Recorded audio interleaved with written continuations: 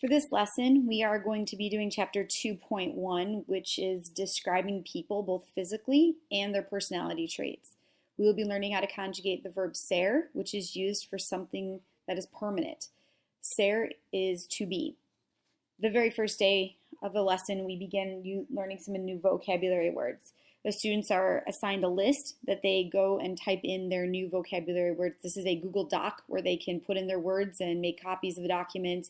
They can add the words in together so that they have the English and the Spanish. We then will begin by doing a variety of activities. Students have choice in what they would like to do.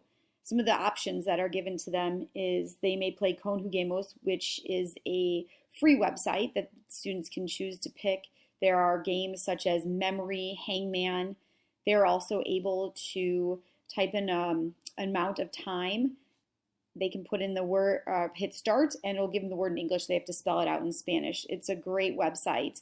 You can use it for linked to your textbook and choose the words that are specifically to that chapter, or you can choose by category. The second activity that they can choose from is a Quizlet. They go to Quizlet.com. They make a free username and password.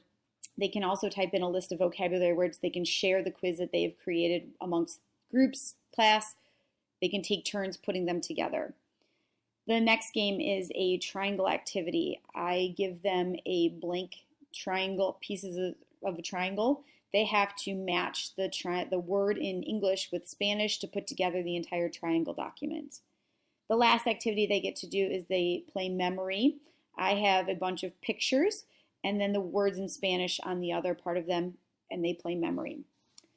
The following day, we work on the next target. That is the conjugation of the verb ser. The conjugation of the verb ser is very important to structuring the sentences. We do 7 rotations with the conjugations of ser. The first activity, the students roll the dice, and they have to have one as a subject and one is what this person is, some permanent, like a friend, a teacher. They have to conjugate the verb ser correctly. The second is flashcards. One pile is subject pronouns. The other one, they have to have the form of ser in there. The third is a Gramavision, which is a link to a video on our textbook that shows you how to conjugate the verb and shows you examples of how to form sentences. The fourth activity will be a workbook page. Just practice writing, filling in the blank with sentences.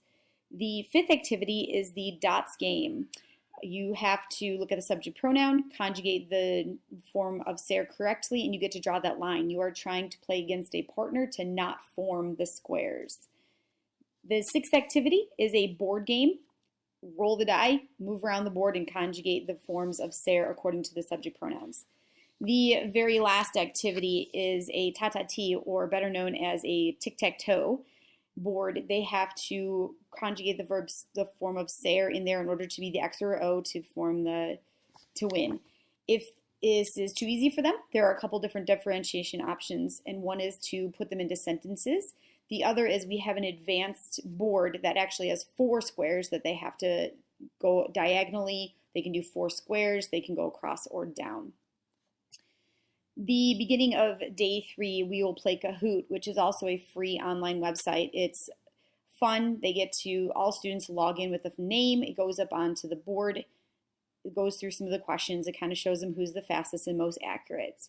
Just a little formative assessment for me as I start the class to see where they are.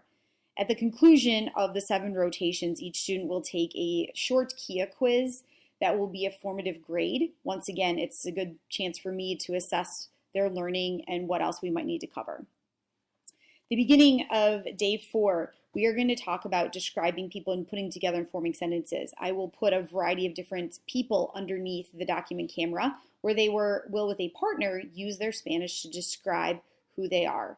For example, I will put under Barack Obama and they have to say, él es alto, él es inteligente, describing him using their correct vocabulary words. I put up a variety of people. I put up multiple people at a time, so they have to use both singular and plural pronouns. The extension of that will be they have to do a listening activity where I say to them descriptions of people, and then they have to illustrate who they are. Created using Powtoon.